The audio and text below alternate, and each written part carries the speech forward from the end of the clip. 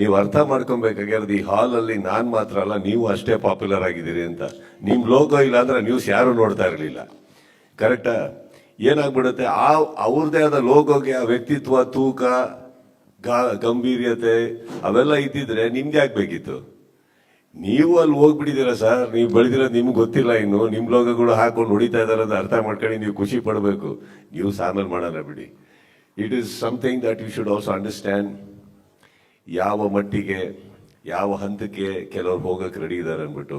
But ಏನಾಗುತ್ತೆ, ನಾನು always ಒಂದು ಮಾತು ಹೇಳ್ತೀನಿ, ನೋಡೋದು ಮಾತ್ರ ಅಲ್ಲ, ನೋಡಿದ್ಮೇಲೆ ಅರ್ಥ ಮಾಡ್ಕೊಳ್ಳಿ. ಯಾಕೆ ಕೆಲವು ಮಾತುಗಳು ಬರ್ತವೆ, ಯಾಕೆ ಕೆಲವು ಮಾತುಗಳು ಹುಟ್ಕೋತವೆ. ಕೆಲವು ಪ್ರಾರಂಭಗಳು ಎಲ್ಲಿಂದನೂ ಆಗಿರಲ್ಲ, ಆಗೋಗಿರೋದಕ್ಕೆ ಸೇರ್ಪಡೆ ಆಗಿರ್ತೀವಿ ಕಾಪಾಡ್ಕೊಳ್ಳೋಕ್ಕೆ. But that's not the point. I leave all that aside.